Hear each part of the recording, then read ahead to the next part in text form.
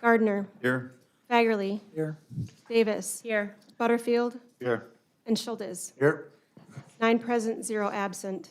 Please stand for the pledge.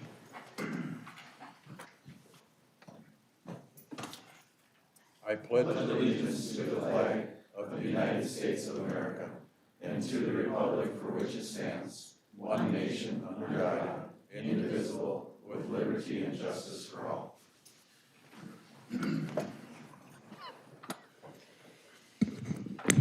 Proposed additions or deletions to the agenda.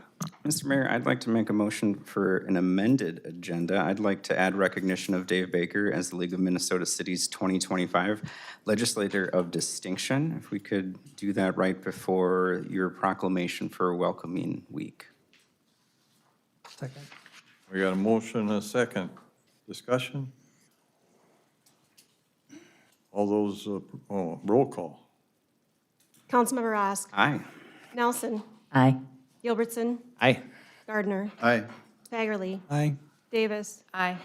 Butterfield. Aye. And Schultes. Aye. 8 ayes, 0 noes. That passes. Representative Baker. Thank you for being here tonight.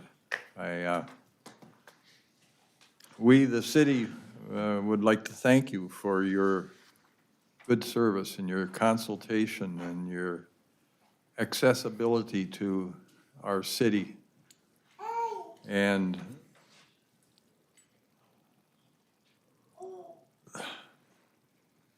the league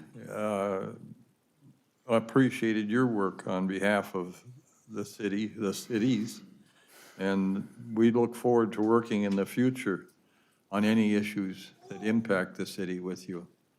Thank you. Thank you for your great work and your recognition is well received. Well, thank you. Yes, and Mr. go ahead. Thank you. Again, I appreciate the opportunity to be honored like this in front of all of you, actually. Thank you, members in the community. It's what you pay me to do, I think, is to work with everybody. It's to get into the details. I know that I worked with the league a lot this year with just trying to figure out how do we work through some of the new business mandates coming up with paid family and the ESST stuff. As the chair of workforce, I really wanted to make sure I knew how this was going to affect us because it affects all of us. It affects my taxes. It affects how you manage the city. I listen to Leslie a lot and Kyle about things that are going to, what is this going to be like when this passes? So I feel like over my last 11 years representing Willmar and the entire county, most of the county, I felt like that's what I should be doing. So I'm just lucky to be there. I'm lucky to be serving. It's an honor to serve. I appreciate the recognition, especially from you, Mayor, and the council members. Thank you for thinking this is a good thing, because I really like fighting for whatever we need out here. This is a beautiful community, and I'll continue to do that. So thank you so much for the recognition tonight. Well, we appreciate you greatly, David. I will continue that too, Mr. Mayor. Thank you, my friend. Mr. Representative, I'm sorry. That's Dave is good. Dave is always good. Baker. So thank you. All right. All right? Thank you. Have a good night. Thank you. I'll come back for a legislative review sometime soon, okay? All right. Thank you whenever you need to. Thank you.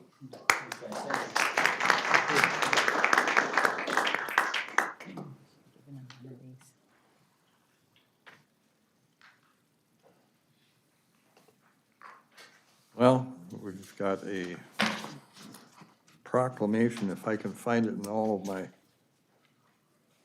papers here. There it is. Proclamation, City of Willmar for Welcoming Week 2025. Whereas the community's success depends on making sure that all residents feel welcome here. Today, new residents are a vital part of our community, bringing fresh perspectives and new ideas, starting businesses, and contributing to the vibrant diversity that we all value. And whereas this week we honor the spirit of unity is bringing neighbors together across the city of Willmar. During Welcoming Week, I invite all residents of Willmar to join this movement of communities nationwide by renewing your commitment to our core American values and by taking action in the spirit of welcoming. By working together, we achieve greater prosperity and make our community the kind of place where diverse people from around the world feel valued and want to put down roots. And regardless of where we were born, what we look like, we are residents united in our efforts to build a stronger community by recognizing the contributions that we all make to create a vibrant culture and growing economy. We make our community more prosperous and more inclusive to all who call it home, and let us come together to build communities where every resident has the opportunity to contribute at his or her best. Let us come together, create more prosperous communities, and to reaffirm that Willmar still stands as a beacon of freedom and opportunity. Now therefore, I, Douglas Reese, the mayor of Willmar, do hereby proclaim September 13th, 2025, Willmar Welcoming Week Day. I call upon the people of Minnesota to join to build stronger communities across Minnesota. Where's my, there you are, Pablo. You want to say something about the welcoming week, please? Absolutely, Mr. Mayor, members of the council, once again, believe it or not, this is number 6 welcoming week that is celebrated here in our community. And together with many community partners, the city and all the community members are hosting the 6th annual Welcoming Week event on September 13, downtown Willmar from 2 to 6 p.m., and everyone is encouraged to attend. This year's Welcoming Week is a call to come together as individuals and groups to celebrate our strengths and differences and recognize that we are at our best when we tell our stories that made who we are. Willmar Welcoming Week is a journey to build a community that invites everyone to be in. Yes, in this community. Opportunity to create a sense of belonging for all. This free event will have food, music, entertainment, and activities. But most important, we want to highlight the theme of this year's event, which is the stories we share. And here, everybody in this room has to gone through a story in order for you to be able to say, this is why I'm here. Maybe your story is I've been my whole entire life living here, or maybe your story is I'm here because somebody told me about the opportunity for a job, or maybe somebody is here because the reasons why you left home were difficult. We all have a story to share. And at this event, we are hoping that we can come together and share those stories with one another. This time, 2025, it is a great opportunity for all of us to show that unity, understanding, and community holds strong and will continue to give us hope as we move into the future. You are all invited to our event, Mr. Mayor and members of the council. And that's Saturday? It will be in a week from Saturday, September 13th. And come and meet your neighbors, and what better food and music and greeting and meeting new people in the community. That's correct. The food is great. I agree. And the atmosphere is warm. Yes, absolutely. So invite your friends, your neighbors, your family members to join you as we celebrate Welcoming Week. Thank you, Mr. Mayor. Thank you, Pablo. We'll go to consent items. Call on Vernee Larson, City Clerk. Mr. Mayor and Council, tonight for your approval, I have the City Council minutes of August 18th, 2025, the Planning Commission minutes of August 6th, 2025, the Planning Commission minutes of August 20th, 2025 as draft, the Willmar Municipal Utility Commission minutes of August 25, 2025, accept the MnDOT runway 813/31 Lighting System Replacement Grant.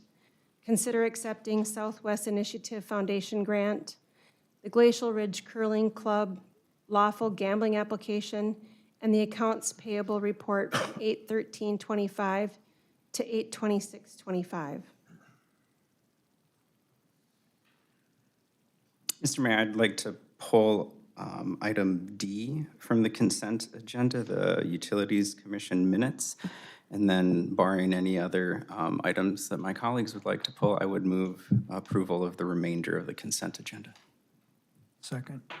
Okay, we got a motion and a second. Any discussion? Roll call. Councilmember Nelson. Aye. Gilbertson. Aye. Gardner. Aye. Fagerly. Aye. Davis. Aye. Butterfield. Aye. Schultes. Aye. And Ost. Aye. 8 ayes, 0 noes. We'll address the, that motion passes. We'll address the removed item from the consent agenda. Yes, Mr. Mayor, I'd offer a motion to table the approval of the Municipal Utilities Commission minutes from August 25th. They mention in their minutes the creation of an ad hoc committee, the advantage of municipal power committee. And until the commission would provide a rationale for the creation of that committee or scope of its work, a job description for that committee, I'm going to make a motion to table that. All right. Do we have a second? Second. We got a motion and a second. Discussion?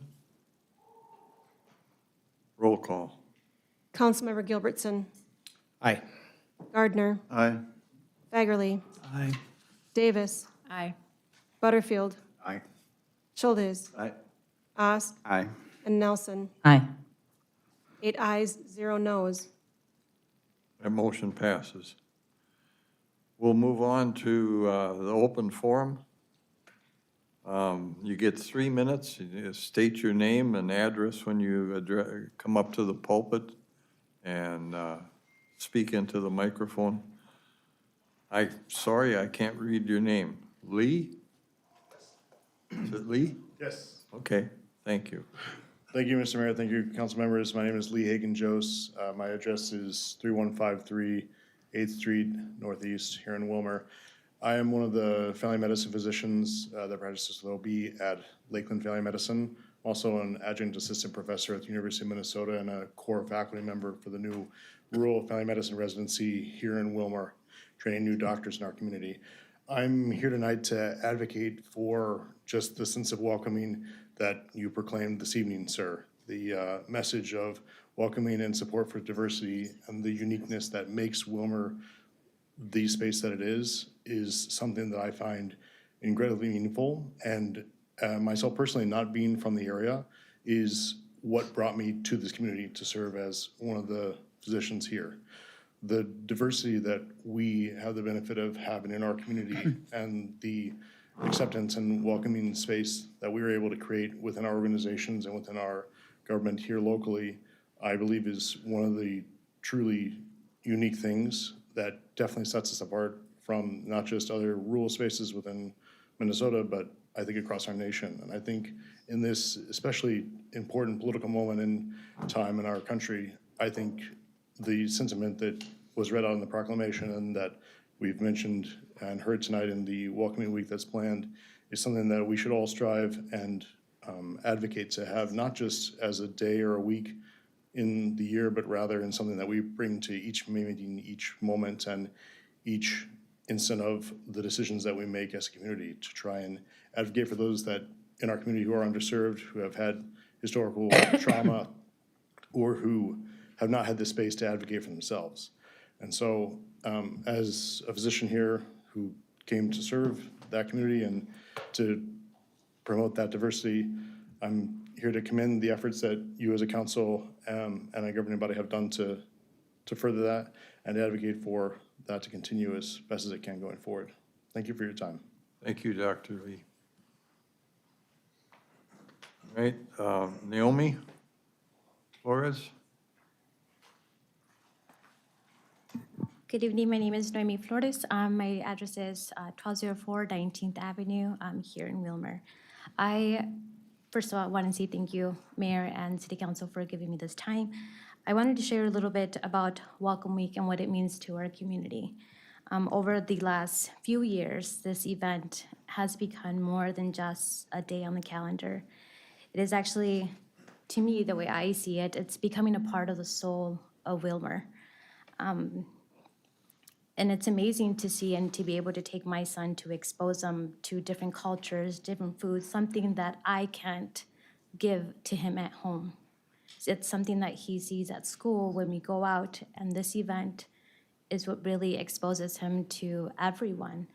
The amazing thing about this committee, this event, is that we might come together as strangers, but we leave as neighbors, as friends within our community. It's people coming together from all sorts of backgrounds and really sharing who we are in our community is what makes us amazing. And throughout that event, you just feel that something different, something special is happening here in Willmar, and it's something that everyone can come and feel as well. I do want to say that Welcoming Week isn't just about diversity, it's about feeling belonging. And Willmar, we are so lucky to be able to say that we belong here and that this is home. Thank you very much for your time. Thank you. Next is public hearing, 2025 assessment objections and recommendation from our city engineer, Jared Vogie. And I will open the continued hearing. Good evening, Mayor, Council. On August 18th, we did hold a public hearing for the purposes of adopting the assessment role associated with the 2025 street improvement project. At that hearing, 13 objections were raised from property owners throughout the project areas. Council, as you know, did close the public hearing related to all the parcels for which no objections were received. And the objections were taken back, reviewed by staff, and the enclosed memo in your packet this evening includes our recommendations as it relates to each of the objections. I'd be happy to run through those with council at this time. The first objection was for PID 95-833-1400. The objection was related to the suitability of the lot for building. Staff did review the parcel, noted that wetlands do exist on the parcel. However, there is upland area available for the development of a residence or other use on that upland area. And the finding is that the assessment was in accordance with the city's assessment policy. It provides a benefit, and we're recommending that the property be assessed as presented. The second objection we received was PID 95-540-0390. The objection was to the cost of the assessment, and the individual indicated that it was a potential hardship. As it relates to the cost, the parcel was assessed in accordance with the policy, and we are not recommending any adjustments to that. And then also, if the property owner does qualify for a deferred assessment based on hardship, that can be reviewed at City Hall. So that option is available.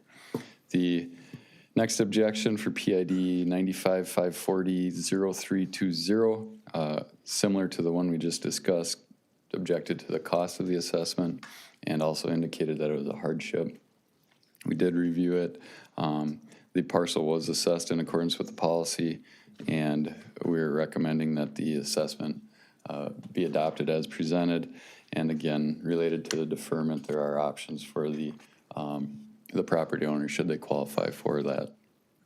The next objection was a variety of parcels, actually 6 parcels related to the Ridgewater College property. The objection was related to the cost of the assessment.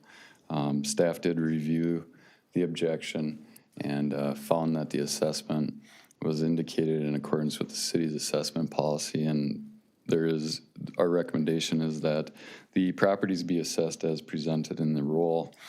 Fifth group or parcel that objected was parcel 95-910-0156. There was a written objection submitted for this parcel, and the objection indicated that the property should be assessed according to the College View, College Park Circle, and Oslo Heights areas, and indicated that the property did not benefit from the improvements and objected to the assessment. We did review the objection. The parcels referenced in College View, et cetera, were not assessed as double frontage lots, which would have resulted in an assessment along the county road because they were not able to be subdivided. The property with the objection 95-910-0156 is currently unplatted, and the final development layout is unknown. The improvements have been determined to be a benefit to the property, and there are no changes recommended to the assessments as originally presented.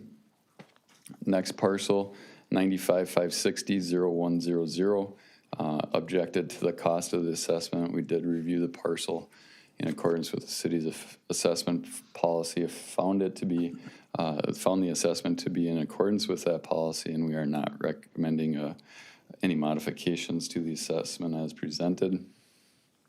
Next parcel, 95-560-0170, objected to the cost of the assessment. We did review that parcel also. It was assessed in accordance with the city's assessment policy, and there are no changes being recommended for that assessment. And then the final objection received at that August 18th meeting was for parcel 95-560-0180, objecting to the cost of the assessment and indicating that it was a hardship. We did review that parcel as well and determined that it was assessed according to the city's assessment policy and don't recommend any changes to the assessment amount. And again, if the property owner qualifies for the deferment, that option is available to them. So with that, Mayor and Council, I'd be happy to answer any questions that you might have.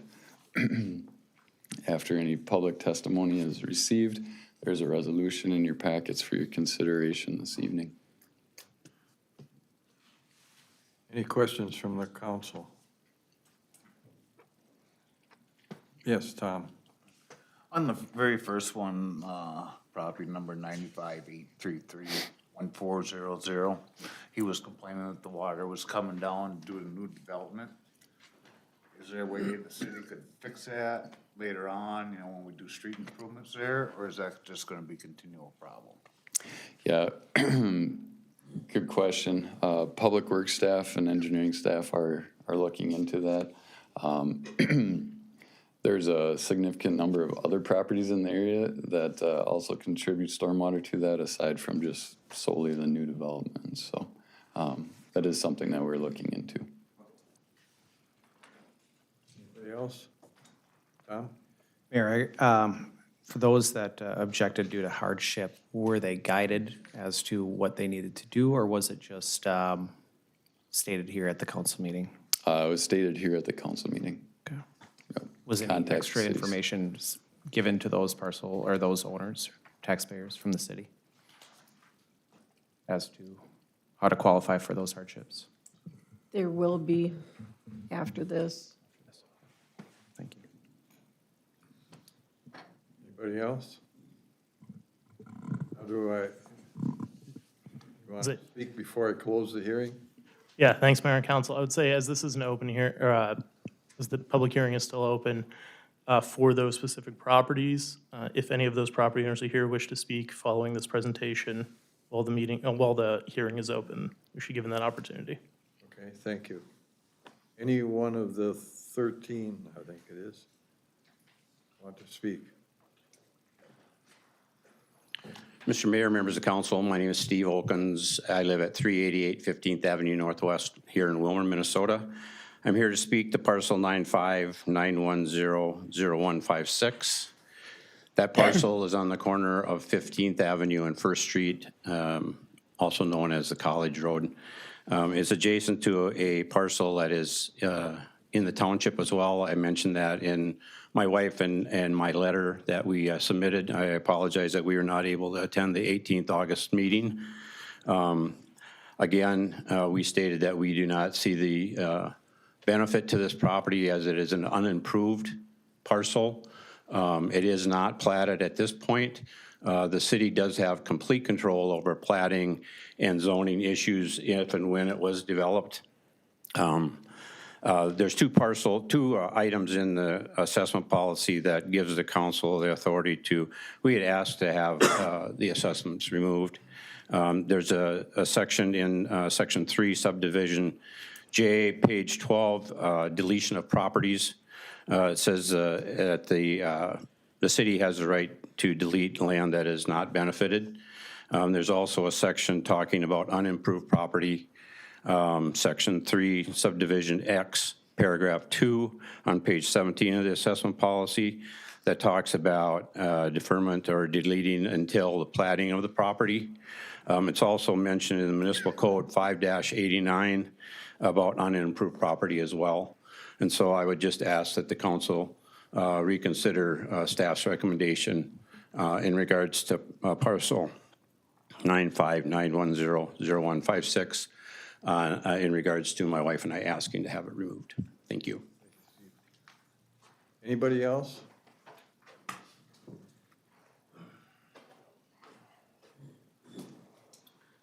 He didn't mention, I'm Chris from the Willmar Elks, so it's Chris Van Evelen. He didn't mention, the engineer did not mention anything about the Elks, and we haven't heard anything as far as what's gonna happen with what we had talked about.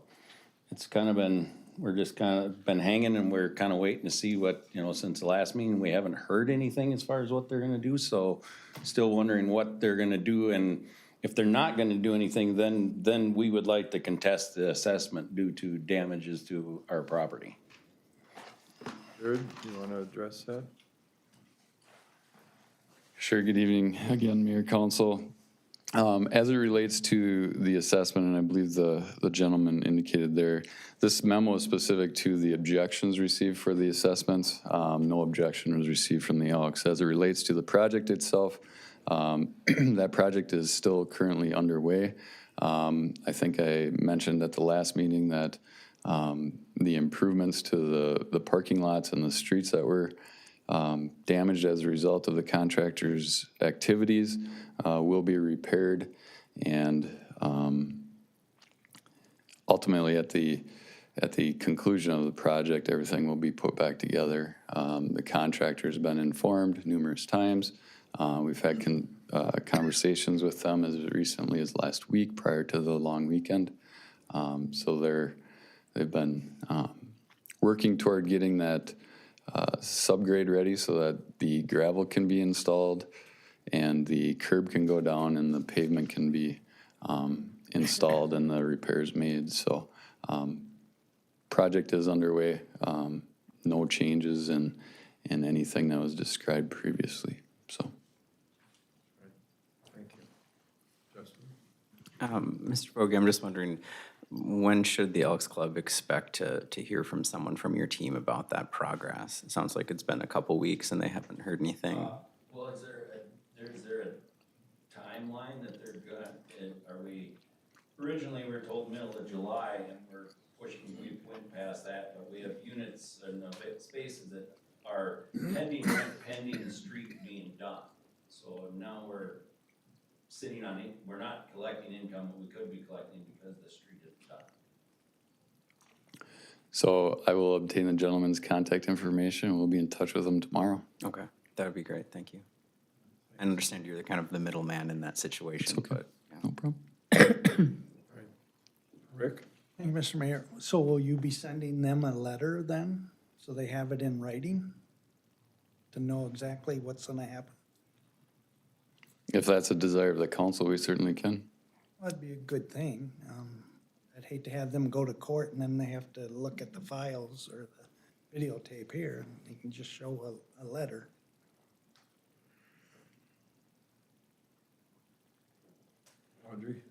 Shouldn't that letter be coming from the contractor?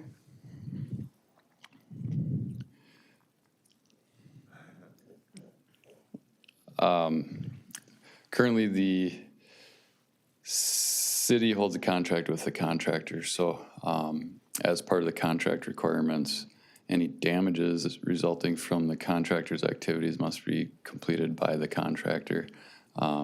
So we can have some formal communication with the Elks related to things that need to be repaired out there.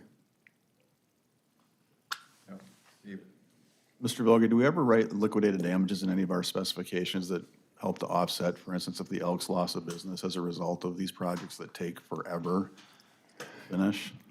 There is a provision for that in our contracts, yes. There is. Carl? Regarding Mr. Oken's property, the farmland to the, what would it be, to the west of that parcel that's undeveloped as well, I believe that's within the city limits as well. Was that assessed, those farm fields? Yes, that was on That's the roll. undeveloped, okay. Yes. Audrey, then Justin. Okay. Mr. Okens made a comment about something in our policy that would allow us to defer until it was developed. Did I understand that correctly? I'd have to look at the specific section. I don't have the policy handy, but I believe, I forget there's a requirement associated with deferred assessments as it relates to size, and I'd have to look at that. Okay, I'm just curious because deferring them would still be recognizing the amount of the assessments that are there, correct? And that they would still need to be paid at some point in time if the land were developed, or when the land is developed, and what if it isn't developed? Great questions. But you are correct, the assessments don't go away by deferring them. So in light of that, what do we do about his questions tonight? I mean, I don't want to interject for anyone, but I believe council has the ability to defer assessments if they so choose. I'm just asking for clarification of what's in our policies. Legal counsel, do you have some input here? Mayor and Council, let me look into that for a moment. We have to do all or none tonight, right? We can't just leave this one hanging out there till next time. Next meeting. Just a question.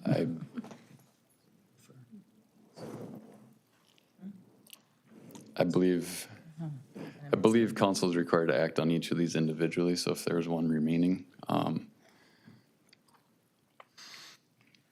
guess that's always a potential. I'll wait and see what legal counsel has to say here.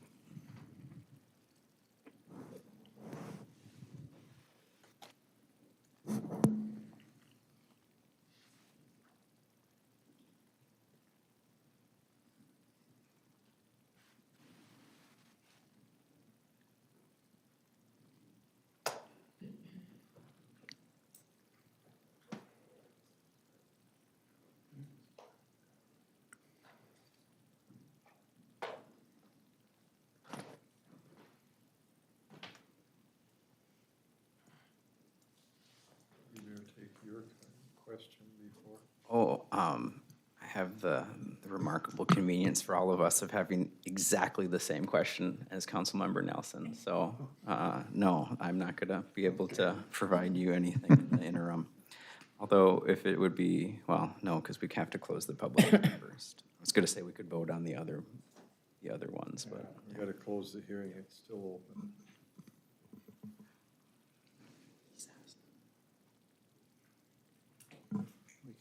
Mayor and council, deferment under that sort of policy is at the council's discretion. So for the unapproved. So Okay, Could you read us the policy?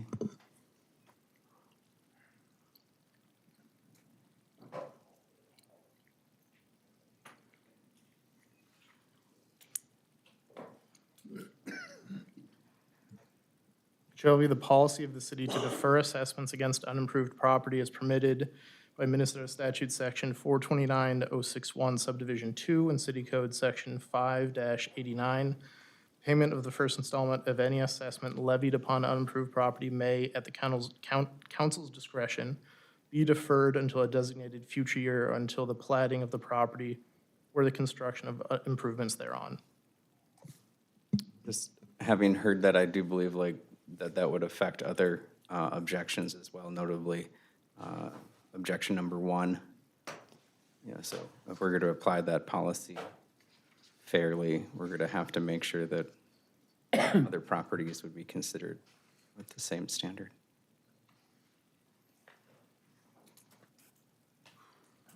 Parcel number 1, though, is a platted parcel. But unimproved, right? I think the policy was unplatted property, Okay. unimproved. That's an important distinction. It's unplatted property, that's unimproved. Parcel 1 is a platted piece of property. So the deferment, in theory, would then be until it became plotted. is that a deferment without interest?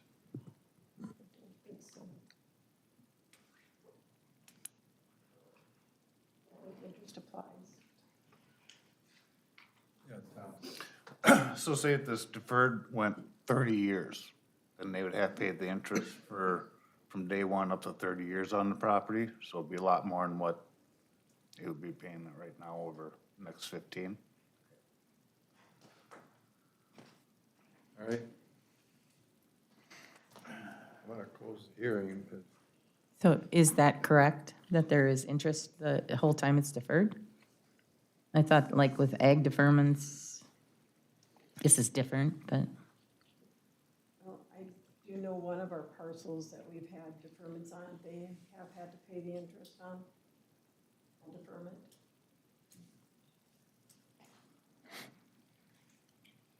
all right, I'm going to close the hearing. Hold on. Hold on, Mayor.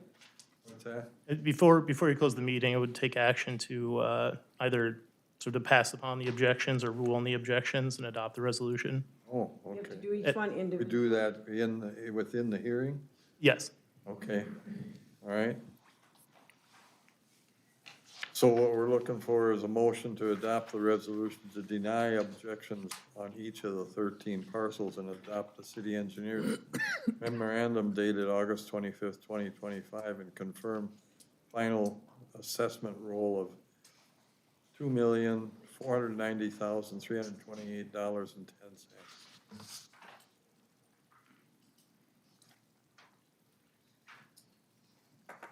Audrey? we have to do them individually, or, yes?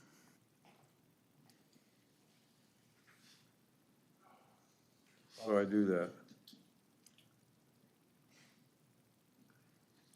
I think you could, if you're handling these properties individually, I think you could make a motion to pass upon the objection for each of those properties.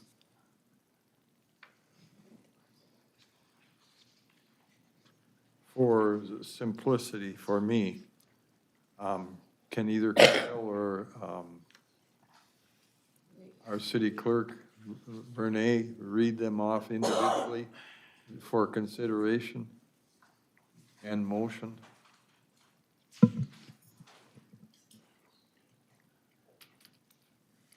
Just let me find it here quick.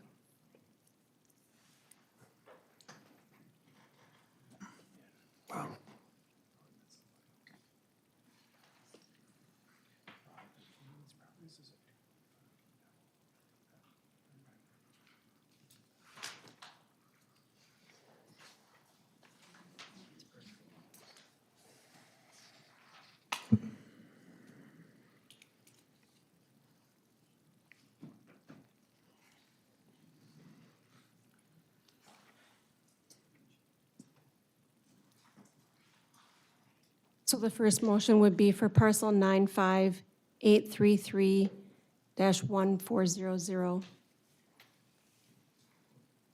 Right, looking for a motion. I'll make the motion. Okay, we've got a motion Second. to approve the recommendation, and we got a second. Discussion? Roll call. Councilmember Gardner. Aye. Baggerly. Aye. Davis. Aye. Butterfield. Aye. Schultes. Aye. Osk. Aye. Nelson. Aye. And Gilbertson. Aye. 8 ayes, 0 noes. That motion passes. The next parcel is 95-904-0040. Motion to accept. You got a motion? Recommendation. Need a second? Second. You got a second? Discussion? Roll call. Councilmember Fagerly. Aye. Davis. Aye. Butterfield. Aye. Schultes. Aye. Osk. Aye. Nelson. Aye. Gilbertson. Aye. And Gardner. Aye. 8 ayes, 0 noes. Motion passes. The next parcel is 95-904-0010. Motion to accept. You got a motion and a second. Discussion? Sorry, can you clarify which property this is again? Be the fifth one. We missed a couple, didn't we? Yeah. I was on property 3, and that's not the same.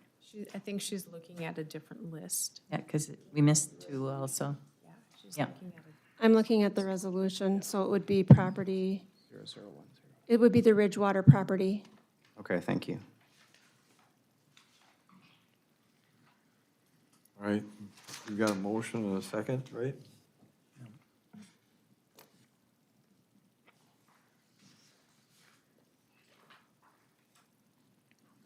Who made the motion? I did.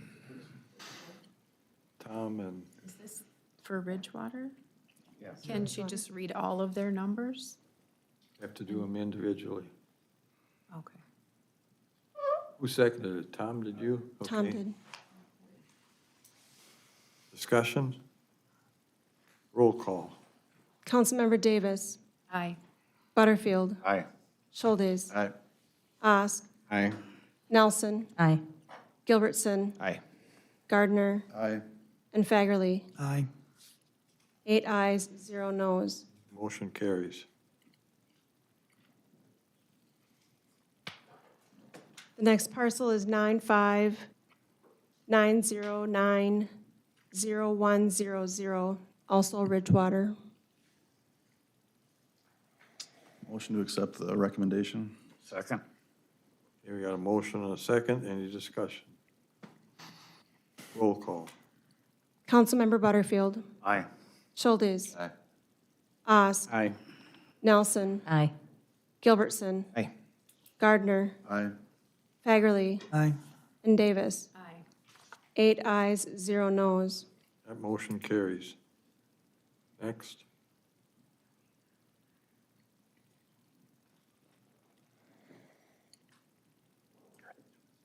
The next property is 95-904-0040, also Ridgewater College. Move to accept the recommendation. Motion and a second. Discussion? Roll call. Councilmember Schultes. Aye. Osk. Aye. Nelson. Aye. Gilbertson. Gardner. Aye. Fagerly. Aye. Davis. Aye. And Butterfield. Aye. 8 ayes, 0 noes. Motion carries. Next. The next property is 95-909-0070, again Ridgewater College. Motion to accept. Second. Got a motion and a second. Discussion? Roll call. Councilmember Osk. Aye. Nelson. Aye. Gilbertson. Aye. Gardner. Aye. Fagerly. Aye. Davis. Aye. Butterfield. Schultes. Aye. 8 ayes, 0 noes. Motion passes.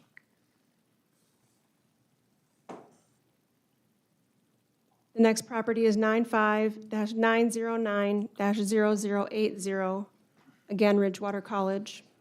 Motion to accept recommendation? Second. Motion and a second. Discussion? Roll call. Councilmember Nelson. Aye. Gilbertson. Aye. Gardner. Aye. Fagerly. Aye. Davis. Aye. Butterfield. Aye. Schultes. Aye. And Osk. Aye. 8 ayes, 0 noes. That motion passes.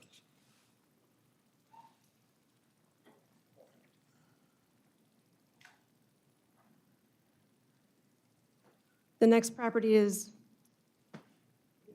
95-540-0320.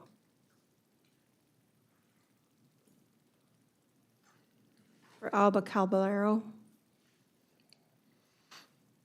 Motion to accept staff recommendation. Second. Okay, we got a motion and a second. Discussion? Roll call. Councilmember Gilbertson. Aye. Gardner. Aye. Fagerly. Aye. Davis. Aye. Butterfield. Aye. Schultes. Aye. Osk. Aye. And Nelson. Aye. 8 ayes, 0 noes. That motion passes.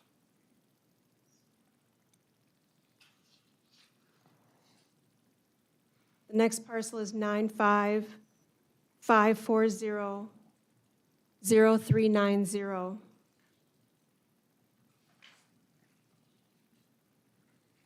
Abdi Fatah Ali. Motion to accept the recommendation? Second. A motion and a second. Discussion? Roll call. Councilmember Gardner. Aye. Fagerly. Aye. Davis. Aye. Butterfield. Aye. Schultes. Aye. Osk. Aye. Nelson. Aye. And Gilbertson. Aye. 8 ayes, 0 noes. That motion carries. Is that our 13th? Or, no, that's our, this next one is the last one, right? No. We have 3 more. 3 more. The next property is 95-910-0156, Steve Okens. Motion to defer assessment until the property is plotted. Second. A motion and a second. Discussion. Audrey? Just clarify that interest will still be collected, and is that what he wants? I would assume that would just be in line with our policy.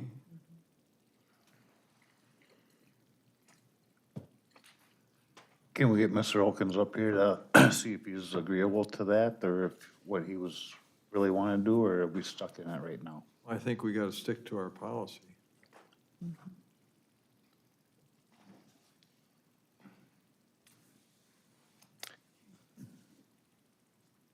I just wanted to clarify that there would be interest collected. Mr. Mayor. So even if we agree to defer, Mr. Okins can still pay if he doesn't want to collect the interest on it. I mean, I know that's not what he wants, but.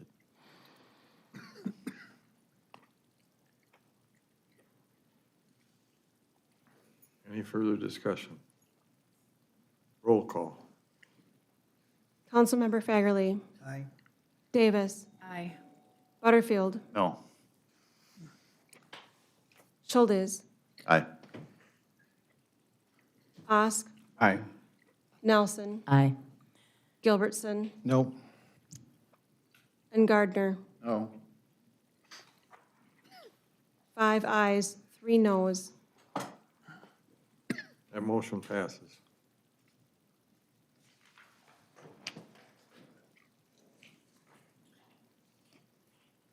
The next property is 95-560-0100 for Brady and Jen DeBrey. Motion to accept staff recommendation. Second. Okay, we got a motion and a second. Discussion? Roll call. Councilmember Butterfield. Aye. Schultes. Aye. Osk. Aye. Nelson. Aye. Gilbertson. Aye. Gardner. Aye. Fagerly. Aye. And Davis. Aye. 8 ayes, 0 noes. That motion passes.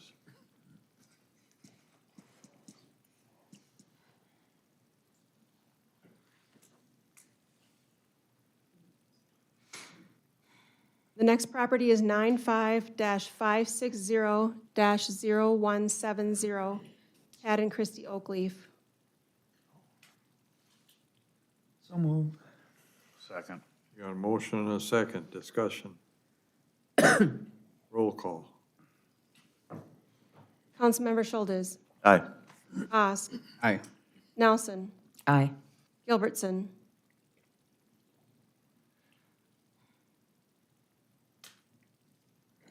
Can I hear the parcel number again? 95-560-0170. Thank you. Yes. Aye. Gardner. Aye. Fagerly. Aye. Davis. Aye. And Butterfield. Aye. 8 ayes, 0 noes. That motion carries.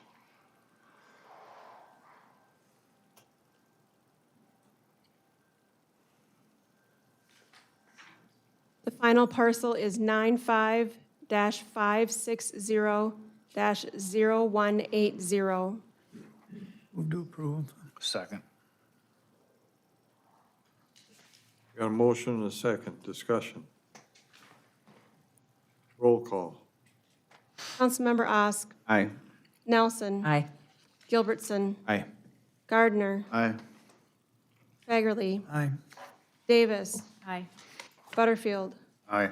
And Schultes. Aye. 8 ayes, 0 noes. That motion passes. All right, thank you, Jared. Thanks, Council. I'll close the public hearing. Or do we have to? Mayor and Council, I think I would close the public hearing and move to amend the resolution to defer the assessment for property 95910-0156. That's the correct. He said. Anybody want to make that motion? So moved. Okay, we got a Second. motion and a second. Discussion. Roll call. Councilmember Nelson. Aye. Gilbertson. Aye. Gardner. Aye. Bagerly. Aye. Davis. Aye. Butterfield. Aye. Schultes. Aye. And Osk. Aye. 8 ayes, 0 noes. That passes. Then thank you, Mayor and Council. I would then move the resolution as amended, as you just amended it. Okay, So moved. Second. we got a motion and a second. Discussion. Seems like we're doubling up. Roll call. Councilmember Gilbertson. Aye. Gardner. Aye. Fagerly. Aye. Davis. Aye. Butterfield. Aye. Schultes. Aye. Osk. Aye. And Nelson. Aye. 8 ayes, 0 noes. That motion passes. That was just confirming the amount, right? Those, adopting the full assessment following Okay, the last meeting's hearing and this meeting's. okay. Now I can close the hearing, right? Yes. All right, I'll close the hearing.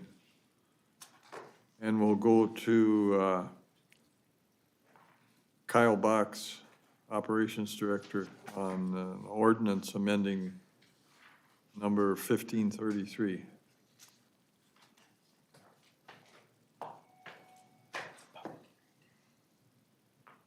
I'll open the public hearing. Good evening, Mayor, members of the City Council. Tonight is a public hearing for consideration of an ordinance amending ordinance number 1533. This ordinance was introduced and adopted in February of this year by the City Council to regulate cannabis and hemp retail businesses within the city of Willmar.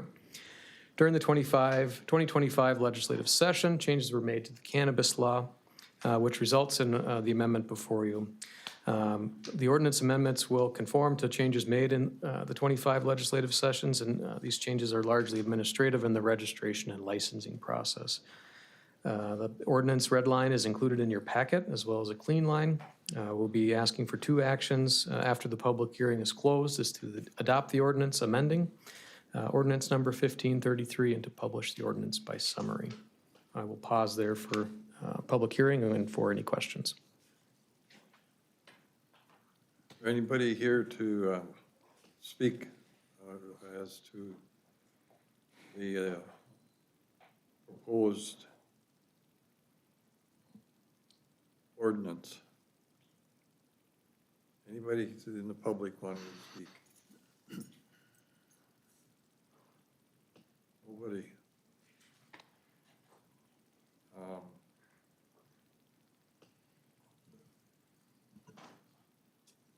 Council speaks during the public hearing. All right, we'll close the public hearing.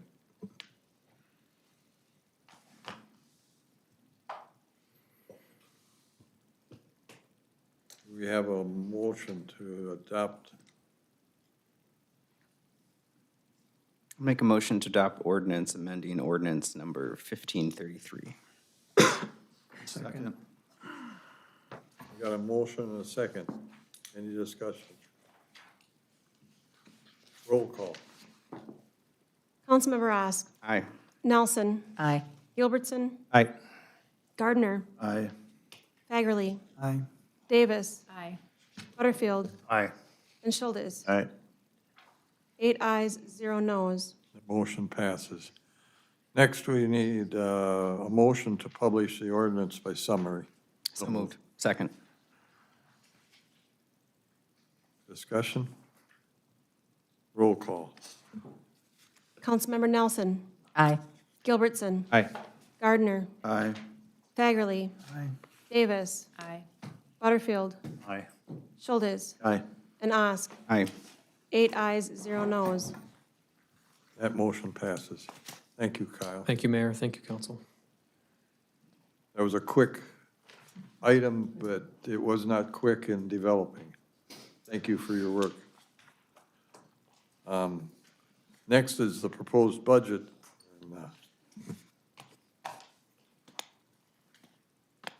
Good evening to everybody, the council and residents of Willmar. Every year, the city charter requires me as mayor to bring forward a budget for the coming year. This isn't just about numbers on a page, it's about telling the story of where we are as a community and what we've accomplished and where we're headed. The city's budget is like the blueprint for keeping Willmar running and growing. It's made up of 4 main parts. The general fund, which keeps the day-to-day operations moving. The special revenue funds, which support specific areas like our industrial park, the airport, and public works projects. Then our debt service, which pays for bonds we've taken on for streets, equipment, and other improvements. And the enterprise fund, which supports the wastewater department through user fees. This year's budget story began in April. The council and I took our annual capital improvement bus tour, a chance to see firsthand the buildings, the equipment, the vehicles, the street projects that will need attention in the years ahead. In May, the council followed up with a work session and set the 2026 Capital Improvement Plan, or CIP, at $1.1 million. That money will go toward very tangible needs. Fixing airport drainage, replacing traffic signals, purchasing firefighting gear, squad cars and a plow truck, These are the tools and infrastructure that keep Willmar safe and moving forward. But we also learned something important. The true annual cost to keep up with all of our buildings, vehicles, and equipment is closer to $3 million. The preliminary 2026 general budget increases operating expenses by about 15.5%. That sounds like a big jump, and it is. The CIP accounts for part of it, while the rest comes from rising operating costs, things like salaries and health insurance for our 109 staff members. These are men and women who maintain our parks, plow our streets, protect our neighborhoods, and respond in emergencies. Investing in them means investing in the quality of life we all enjoy here in Willmar. In the past, we've relied on reserves to fund major projects, but those reserves have been spent down. The good news is that we've slowly started rebuilding them. And we've maintained our AA3 bond rating, which helps us keep borrowing costs lower than we need to take on debt, when we need to take on debt. The other key piece of the budget story is the tax levy. Simply put, it's the tool that balances our budget, the difference between what we spend and what we bring in. For 2026, the levy will increase by about 15%, or 1.67 million. Here's how those dollars will be used. Half will fund our general operations. Just over a third will cover the 1.1 million in capital improvements. A small portion, 3%, will continue building our City Hall reserve, and 10% will go toward paying down street project debt. The City Hall reserve is especially important. Back in 2022, we began setting aside 3% each year to plan for a future City Hall. By the end of 2025, we will have saved about 2.1 million. That's a good start. With our current tax capacity, we could bond up to 10 million for 30 years without raising taxes. This is a smart planning for the future, and it's the kind of planning we cannot afford to stop. Of course, another part of the story is our streets. The levy includes an increase of $170,664 for street debt. About 10% of that total levy. Later this fall, the council will receive a feasibility study outlining upcoming street projects, including the reconstruction of 4th Street Southwest and 16th Street Southwest, Lakeland Drive path, mill and overlay for Trot Avenue Southeast, and Industrial Drive Southwest. These projects are investments in how we connect as a community. So tonight I bring forward a balanced budget with a 6.3% tax rate increase. This budget makes sure we can replace critical equipment like fire trucks, police cars, and graders, move forward with 1.1 million in capital improvements, keep building our City Hall reserve, and cover street debt. I'm asking the council to approve this preliminary budget, not because it's perfect, but because it's responsible. It gives us the framework we need. Over the next 10 weeks, we can work together with staff to refine it. But once this preliminary levy is passed, it can only go down, not up. This is our chance to stay the course, to keep investing in our streets, our facilities, our equipment, our staff, and our future City Hall. These are the building blocks of a strong, welcoming Willmar. At this time, I'd like to invite Finance Director Tom Odens to present the details of the 2026 budget. Thank you. Thank you, Mr. Mayor and the members of the council.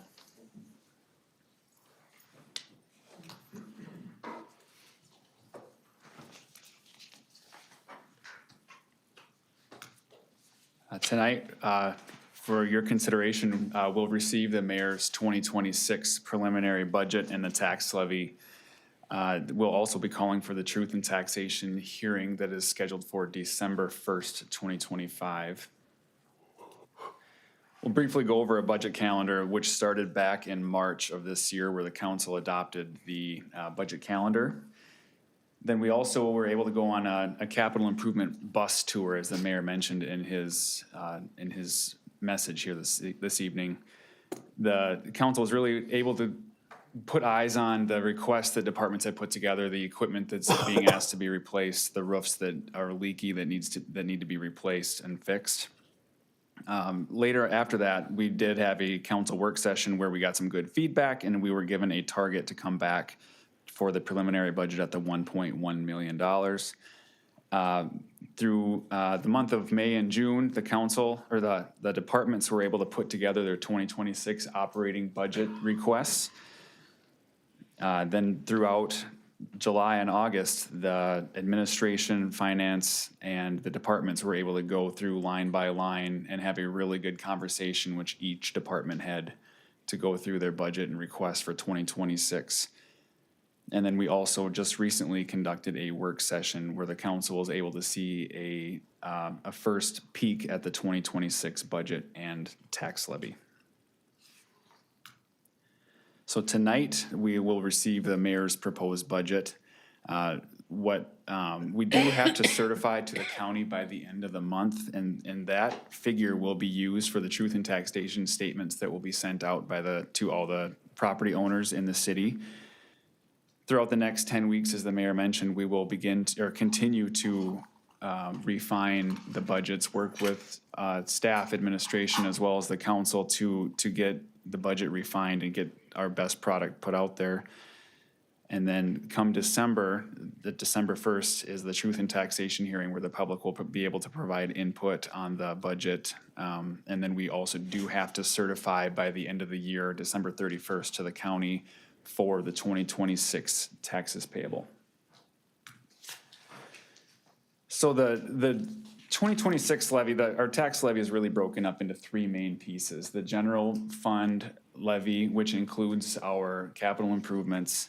We have our street debt service, as well as our future city hall planning levy. So the general fund, this illustration is showing by spending by type. You'll see that roughly 2/3 of the general fund levy does go towards employees through wages, pension, and insurance. Another thing just to point out, this also does include, as I mentioned earlier, the capital improvement plan of the $1.1 million. So that last graphic was a spending by type. This is the more by department level or the category.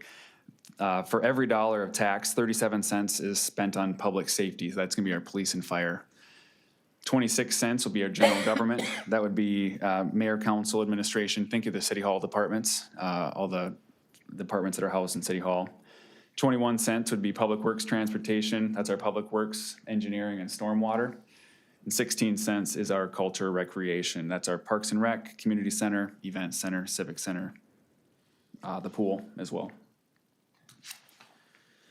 The second portion of our tax levy is city hall. In 2022, 3% of our tax rate was being levied for a future city hall. So this number does grow with our tax capacity or tax base. And so for 2026, that is at $627,750.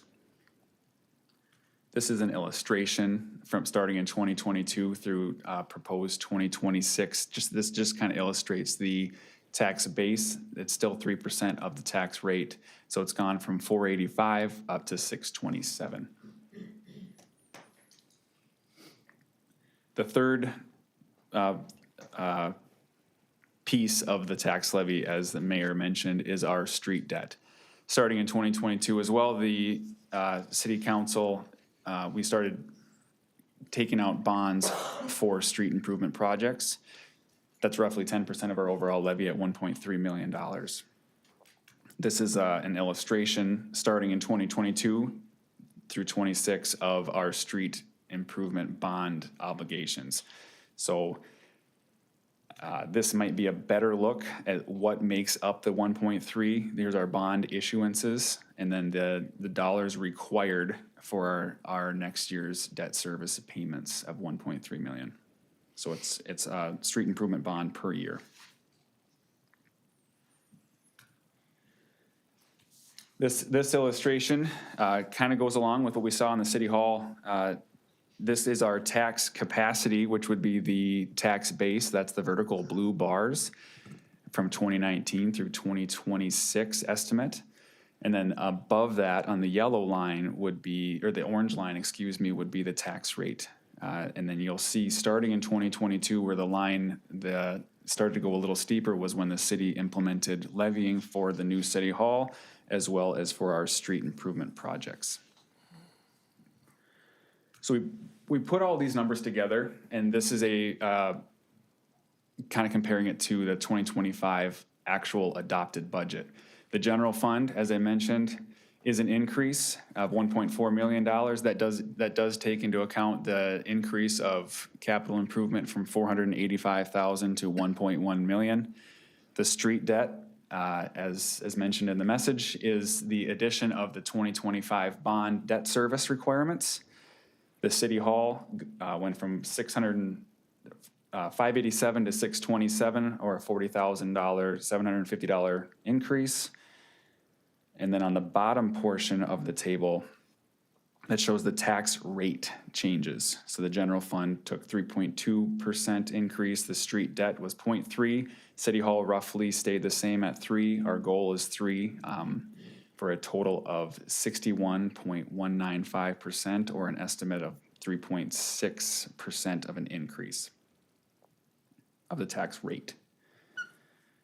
This next slide kind of shows a real-world example. I was able to obtain the median house value in the city of Willmar, and that is $193,500.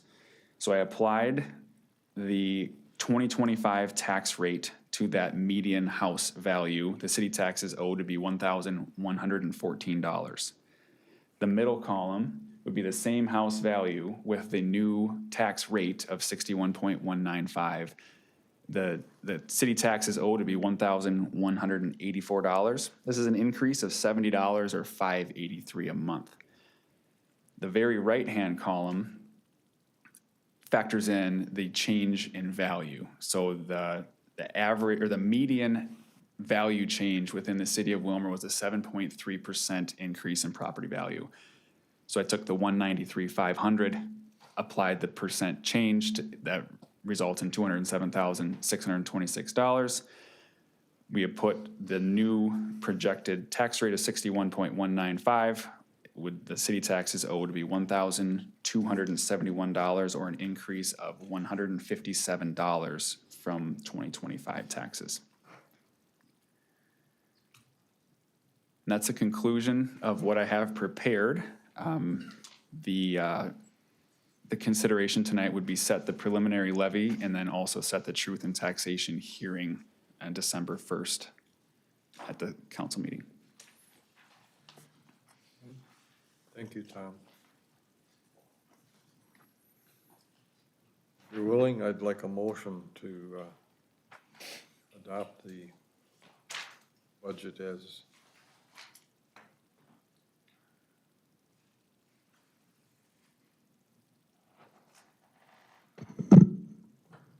we can go down, but we can't go up. So moved. Thank you. Second. Thank you. Any discussion?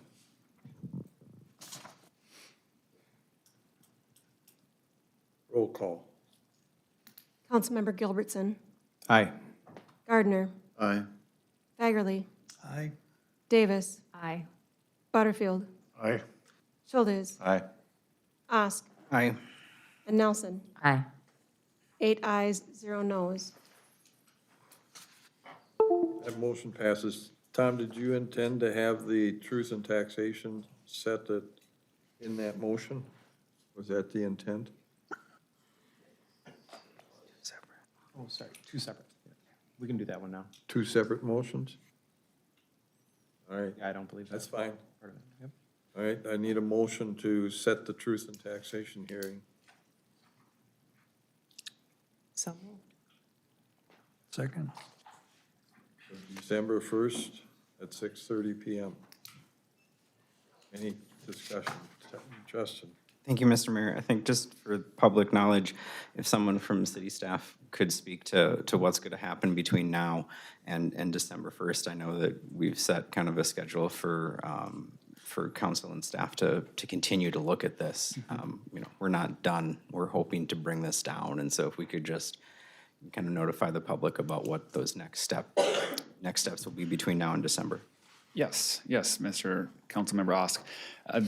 From now, so that what this number is based on, we will send this to the county. So when the tax statements get sent out, you'll get your proposed taxes for 2026 in the mail. That will use the figures we adopted tonight for the preliminary levy. As you mentioned, staff will continue to refine this, working amongst internally as well as with the council on work sessions or other meetings. A couple key things don't always, like some key budgetary items such as health insurance premiums, we will hopefully find those by the end of September, early October. That'll help in our budgeting process. There might also be some other income or revenues that would get certified between now and then, and that would also affect the budget. So we will continue to work with that, but once again, the public hearing in December would be where the public would have the best input for a property owner in the city to come and speak on the budget. Thank you. We haven't voted yet. We've got a motion and a second. Any further discussion? Roll call. Councilmember Gardner. Aye. Fagerly. Aye. Davis. Aye. Butterfield. Aye. Schultes. Aye. Osk. Aye. Nelson. Aye. And Gilbertson. Aye. 8 ayes, 0 noes. That motion passes. Thank you, Tom. Next is introduction of an ordinance, but I don't see Jaren. Kyle will present. Okay. Kyle will present it tonight.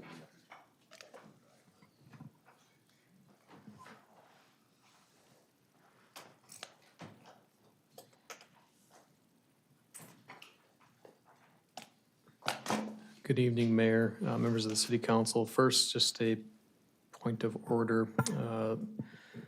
This action item was included in the utilities minutes that were tabled. I just would like clarification from the council if the intent was to table the entire meeting minutes or specifically the portion of the meeting minutes that included the creation of the ad hoc committee. The intent of my motion was to table the entirety of the minutes. And that might be a recommendation by the attorney to clarify that by motion. Is that correct, David? No, I think the minutes were tabled. I think that's fine. You can move forward with introducing this, though. Okay, thank you. Tonight before you, Mayor and council members, is an introduction of an ordinance to amend Ordinance 1531. Willmar Municipal Utilities is requesting an amendment to the ordinance. Upon an internal review, discrepancies were identified in the ordinance. A transposition occurred between the summer and non-summer demand charges associated with large power classification. Also, the industrial primary rate was set at the same level as the secondary rate, whereas it should be 2% lower as outlined in the approved rate study. These corrections are necessary to ensure the ordinance accurately reflects the recommended rate structure and the intent for 2026. The rate corrections in the red line is included in your council packet. Again, this action tonight is to introduce the ordinance and call for the public hearing, as well as to publish the ordinance by summary. And then staff would come back, utility staff would come back on October 6th to have that public hearing here with the council. So moved. Second. Got a motion and a second. Discussion. Roll call. Councilmember Fagerly. Aye. Davis. Aye. Butterfield. Aye. Schultes. Aye. Osk. Aye. Nelson. Aye. Gilbertson. Aye. And Gardner. Aye. 8 ayes, 0 noes. Motion carries. We need a motion to publish by summary. Second, or So moved. make that motion. Okay, Second. we got a motion and a second. Discussion. Roll call. Councilmember Davis. Aye. Butterfield. Aye. Schultes. Aye. Ask. Aye. Nelson. Aye. Gilbertson. Aye. Gardner. Aye. And Fagerly. Aye. 8 ayes, 0 noes. Motion passes. Thank you. Thank you, Mayor. Thank you, council. Kyle. Next, I'll call on Director of Planning and Development, Christopher Corbett. Good evening, Mr. Mayor, members of the council. In front of you today, I'm looking for 2 approvals, one for the subdivision with affirmative findings of fact and determination that a public hearing is not required for this subdivision, and I'll talk to you about that. And the second approval or recommended action I'm looking for is the approval of Willmar 10 addition preliminary and final plats, subject to any modifications required by city engineer. The subject area that we're looking at, or the subject site that we're looking at, is on Highway 12. It is parcel number 959131028. What we're looking for is what the applicant is looking for is to subdivide the southern part of that parcel. This parcel is located just east of Home State Bank. Home State Bank will retain and maintain the ownership of the stormwater pond there and sell possibly or lease the northern part of the parcel. This action was in front of Planning Commission on April 2nd. A final decision was done on August 20th, where they did finalize both the preliminary and final plats as well. The reason this is in front of you today, similar to a few months back, we subdivided the parcels on where the ambulance garage is on 7th and Willmar Avenue, because it is on a MnDOT road or a county road. Usually you'll see that a minor subdivision will come before you as a major subdivision. In your packet, you have the screenshot of the parcel as well as the final and preliminary plat. I'll stand for any questions that you may have. Christopher, the holding pond, there's a small parcel on the south end. Oh, that is a separate parcel? It is a separate parcel at this time. We might work with the applicant for future, to combine the lots, but that should be just a simple form at the county that they possibly could do. Okay. But it is the same owner, though. Any questions for Christopher? Otherwise, we need a motion to approve the subdivision. Second. We got a motion and a second. Discussion? Roll call. Councilmember Gardner. Aye. Fagerly. Aye. Davis. Aye. Butterfield. Aye. Schultes. Aye. Ost. Aye. Nelson. Aye. And Gilbertson. Aye. 8 ayes, 0 noes. Motion carries. Thank you, Christopher. You're welcome. I'm here for 2 Yeah, other. you're here for the next one. The zoning ordinance rewrite. You need the, There's another motion here. A motion to approve the preliminary and final plats. So moved. Second. Got a motion and a second to approve the final plat. Discussion. Roll call. Councilmember Davis. Aye. Butterfield. Aye. Schultes. Aye. Ost. Aye. Nelson. Aye. Gilbertson. Aye. Gardner. Aye. And Fagerly. Aye. 8 ayes, 0 noes. The motion passes. And Christopher, you're on again, the zoning ordinance rewrite. Yes, I am. I'm very excited, Mr. Mayor, to kind of requests the release of the City of Willmar zoning ordinance rewrite request for proposal. This is a part of our implementation of the comprehensive plan where we're looking to rewrite our zoning code where it is aligned with the future land use map that was adopted on June 16th. I'd like to go through some of this with you all. Our current zoning code was adopted in 1994. It was designed for a different era of growth. It prioritized low density and single-use development. We are running into some lacks of flexibilities just for today's housing, business, and sustainable needs. With the zoning code rewrite, we're able to support different housing typologies. So if you're looking for more patio homes to be built, if you're looking for row homes or townhomes or just a duplex, it is hard for those typologies to be built in the city with our current zoning. We'll be re-evaluating the lot sizes and setbacks, our current zone limits options for starter homes, seniors, and workforce housing. And I know that housing is very important to this body, and so having a zoning code update or rewrite would assist in getting more typologies and housing diversity to the area. Releasing an RFP would allow the city to engage qualified planning consultants with expertise in zoning reform, community engagement, and implementation strategies. The selected firm will work closely with city staff, elected officials, and the public to develop a zoning ordinance that reflects Willmar's values and future aspirations. If approved tonight to release the RFP, we'll post the RFP on 10 free platforms where we can have a large, broad reach to different consultants, and I listed those in your packet.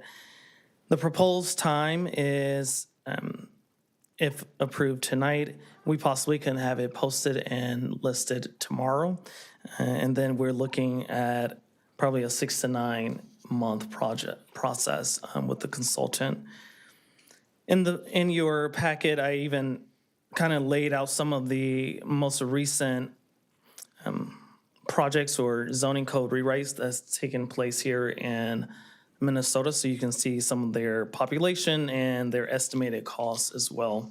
I don't have final numbers on a lot of them, but just to take a look at the city of Becker, their project scope is very similar to what we're going after, as well as Northfield, Minnesota, whose population we're more compatible with, and the land use development code overhaul is what we're aiming for. I'll stop there.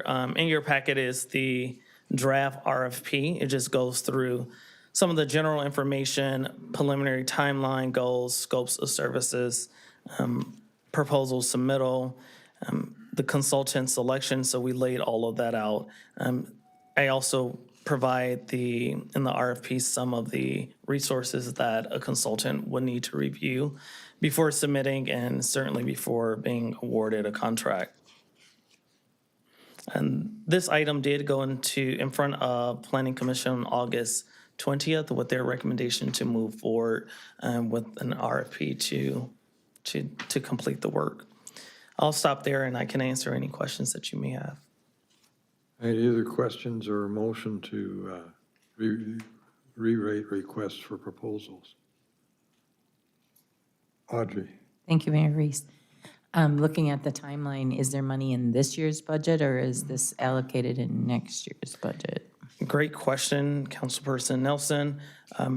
I do have a remaining balance under the professional service line for this year, and so we would like to release the RP and possibly have a contract signed this year. As well as next year, I believe my budget is about $95,000. That should be enough to cover the remaining balance of an RFP. You're welcome. I'll make a motion to approve the. Second. We have a motion and a second. Discussion? Roll call. Councilmember Butterfield. Aye. Schultes. Aye. Osk. Aye. Nelson. Aye. Gilbertson. Aye. Gardner. Aye. Hagerly. Aye. And Davis. Aye. 8 ayes, 0 noes. That motion passes. Christopher, we're calling you again for the rail park extension. All right, and then after this, I'm done, I promise. It's all right. All right. The next item is I'll be looking for a motion to approve extending the Willmar Rail Park construction deadline until September 6th. This is more of just a protocol. You're familiar with all of our purchase agreements. There's a buyback clause in all of them for 2 years if the purchaser or owner that accept the title, if they haven't done any construction to the land. This one is a little different, though. So 2 years, we noticed that the Willmar Rail Park LLC had to work with BNSF to get preliminary and final approval of the rail spurs. And that has taken a little more time, and so we are looking for a year extension to that agreement. I'll make that motion. Second. You got a motion and a second. Discussion? Rick? So are you saying it's hard to work with Burlington? I think it's hard to work with almost any railroad, but I believe that they have finally gotten final approval, and so we should see construction soon, one day. Once construction begins, what kind of a timeline are we looking at? Depending on some of the companies that they're working with, we're looking at probably another 5 years, 2 to 5 years, just to like break ground on a lot of the projects and permitting. But for full development, I don't have a number for you of years. Any other discussion? Roll call. Councilmember Schultes, Aye. Osk, Aye. Nelson, Aye. Gilbertson, Aye. Gardner, Aye. Fagerly, Aye. Davis, Aye. and Butterfield. Aye. 8 ayes, 0 noes. The motion carries. Thank you, Judge. Thank you.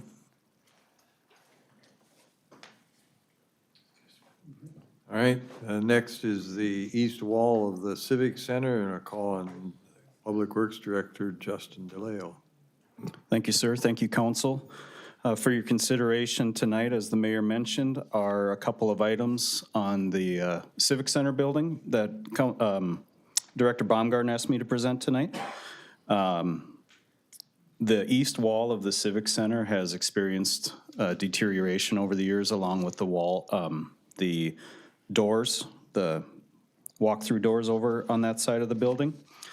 And $160,000 was allocated in the 2025 CIP for repairs to that portion of the building. Structural work was done earlier this summer by Building Restoration Corporation. That work included repairs to the steel beam, tuck pointing, new block, core filling, et cetera, for about $57,000. There are some pictures of that work in your packet. And so the next step would be that we are asking for permission to move forward with door replacement. There are 2 banks of doors, one on each side of the overhead door. And we solicited for bids. We got 2 quotes back. The low bid is from Mid Central Doors in the amount of $43,385.18. And I would ask council approval to move forward with that bid and to adopt that resolution. And once that decision is made, I can discuss the next one, if that's what the council would like. I'm looking for a motion. So moved. Second. You got a motion and a second. Any discussion? Audrey? Thank you, Mayor Reese. So will there be painting or something done afterwards that will kind of fix the things that were changed? Or is it just the doors we're doing? Just the doors now. I will get to that in the next. Sorry. Yep, nope, we're good. Any other discussion? Roll call. Councilmember Osk, Aye. Nelson, Aye. Gilbertson, Aye. Gardner, Aye. Fagerly, Aye. Davis, Aye. Butterfield, Aye. and Schultes. Aye. 8 ayes, 0 noes. That motion passes. And so the next item that we are requesting permission for is to have metal siding and insulation installed on the east side of the wall. This will protect the new block that was installed. It will help insulate the building and prevent further deterioration of the block itself. After speaking with contractors, they thought that this was the most economical and ideal way versus going over the block and repairing all the block itself. If we can cover it up with insulation and a steel siding, we will get many more years out of that building. And so, Mr. Mayor, I would ask for a resolution to accept, excuse me, I should go back. There were 2 bids received for that siding project. The low bid came from Heartland Construction in the amount of $41,956. The alternate of adding the insulation to the wall came in at $7,122 for a total project cost of $49,078. And so, Mr. Mayor, I would ask for a resolution to accept that bid from Heartland Construction. Is Heartland the same company that's doing the outdoor ice? No, that is Tradesman, I believe, out of Alexandria. Yep. Move to approve. Second. Okay, we got a motion and a second. Discussion. Audrey? Just, we've had to have 3 different people kind of come to the table to help us resolve this, right? Yes, that's correct. Okay. Because nobody would give us a bid to do Right. the whole We thing. tried, and we were getting a lot of different ideas and some people that just wouldn't even entertain the idea of it. And so we pivoted and got to 3 different people doing 3 different quality it. things. So. Okay, thank you. Rick? Thanks, Mr. Mayor. So how did the block get damaged in those walk-in doors? Something hit it, or was the header not put in right? We think that the header was put in right, but it didn't have proper drainage, and moisture was collecting in there and causing the block to damage. And so as part of that repair that was done earlier this summer, there was extra weep holes and ways for that water to escape now, and we shouldn't see that in the future. Hopefully not. Right. Any further questions or discussion? Roll call. Councilmember Nelson. Aye. Gilbertson. Aye. Gardner. Aye. Bagerly. Aye. Davis. Butterfield. Aye. Schultes. Aye. and Oss. Aye. 8 ayes, 0 noes. That motion passes. Thank you, Justin. Thank you. Next, I'll call on our Fire Chief, Frank Hansen.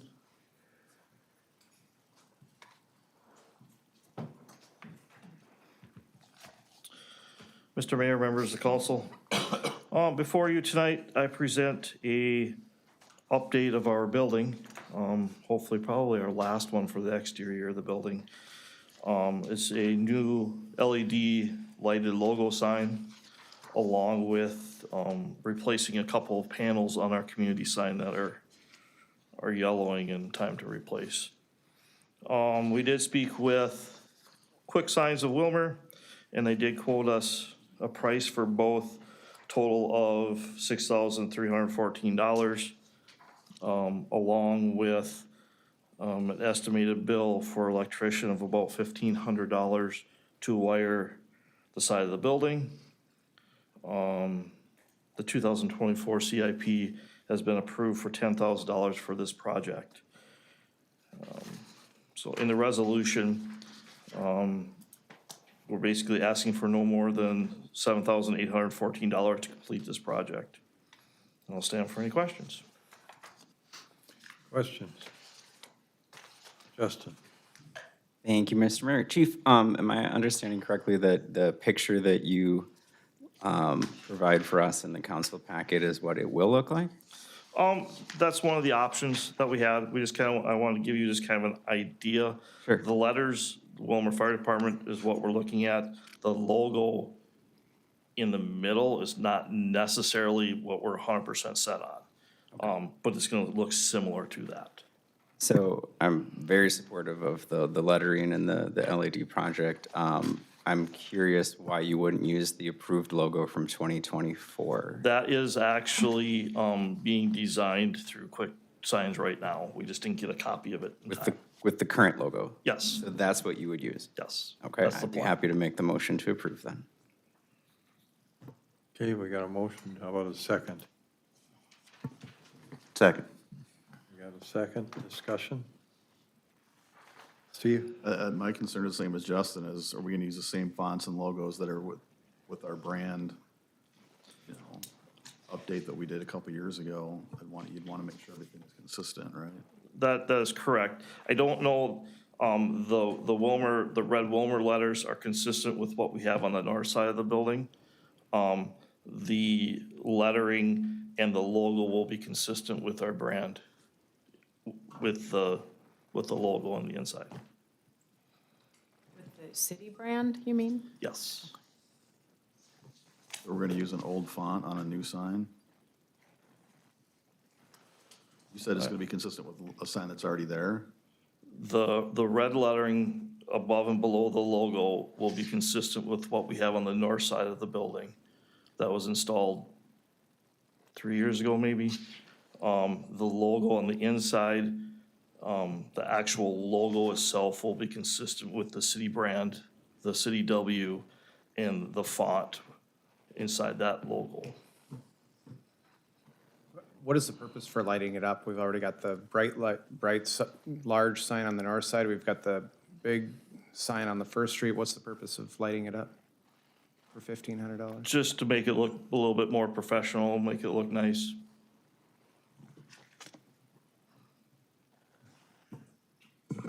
This is the main entrance to the Is- fire department yeah. also. Carl? Just to clarify, Chief, the number that it would cost would be no more than 7,814? Yes. It's written, kind of, there's an extra 3 in there in the packet, so just clarifying. Yes, that is correct, 7,814 for the total project. Any further questions? I guess, I think if we're gonna stick with the same branding, using the same font that we're using on the rest of the buildings throughout the community makes more sense than matching the north side from my standpoint, or leaving it the same as it currently sits. Rick? So the sign will be lit. Yes. What color is that gonna be? Red. The letters will be red, and then the inside of the logo will match our burnt red color as best as they can match it, whatever. And then it'll look like we have the railroad tracks going through it, like whatever our Yes. design is. Oh, Yes. I don't like it, so. All right, any further discussion? Audrey? What would it cost to do the other side of the building also? Same cost?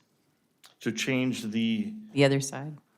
north side. You're I think- matching this side to the other side, right? I think offhand, that was like $20,000. That's what I thought. Yep.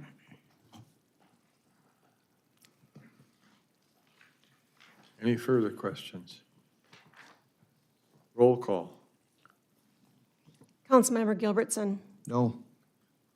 Gardner, No. Fagerly, No.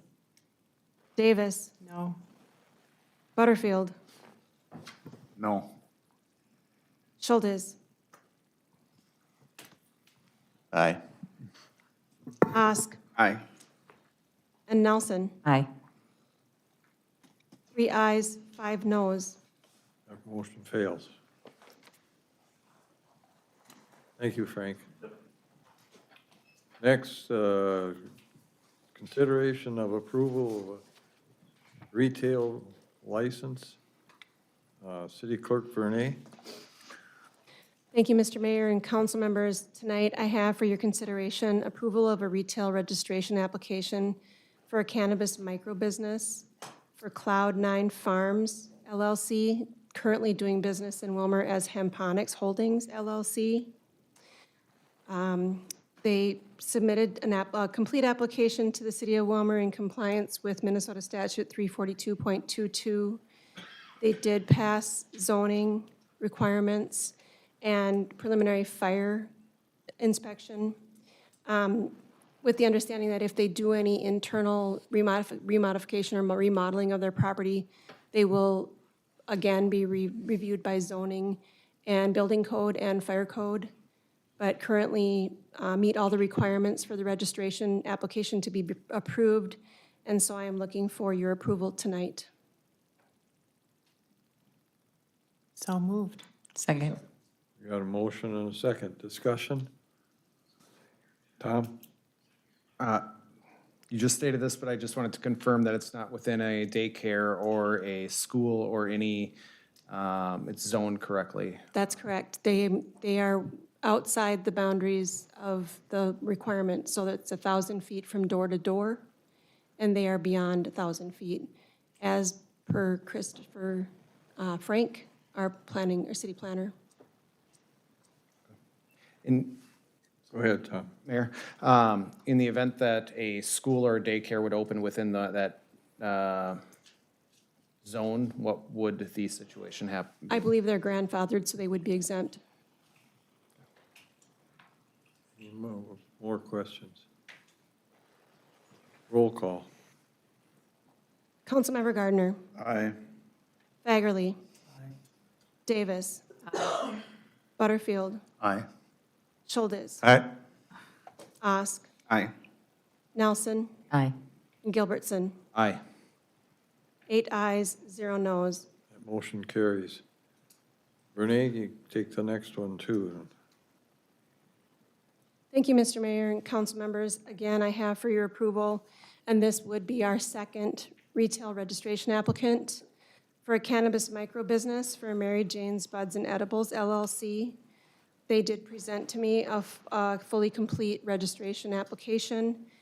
They do meet all the requirements of Minnesota Statute 342.22 for retailers, local registration and enforcement. They would be a startup business, and so they meet preliminary approval for zoning, but at a later date, once their build-out is complete, they would have then a fire inspection and building inspection approval before they would be able to operate. But they do meet their registration application requirements at this time, and so I'm asking for approval of their registration application, thus capping out our city at 2. Okay. Need a motion. So moved. Second. We got a motion and a second. Discussion. Tom, then Carl. No, this one's follow-up with Councilmember Gilbertson's. Now, is this one gonna fall within the 1,000 feet of a school or daycare? Not when you consider it door to door, no. They are beyond the 1,000 feet. So we did change that, 1,000 feet. Nope, we kept it at 1,000 feet as per council's recommendation. Carl? My question's related, I guess. 1305, where is that on First? That is actually the old Cashwise Liquor Store building. Okay. They are actually a First Street address. Any further questions? Tom? Will the door of the building move at any point? I believe it's within 1,066 feet of the door of the middle school. I don't believe so. And I believe that plans for any reconstruction to that building would have to go through our department, our Planning and Development Department, and then they would be told then at that time if they were planning to move their door, if they were out of compliance. It's very close.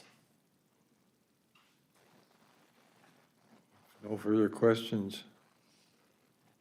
Roll call. Councilmember Fagerly. Aye. Davis. Aye. Butterfield. Aye. Schultes. Aye. Osk. Aye. Nelson. Aye. Gilbertson. Nope. Gardner. Aye. 7 ayes, 1 no. That motion passes. Thank you, Renee. Any announcements? Not, do we have a motion to adjourn? So moved. Second. We're adjourned.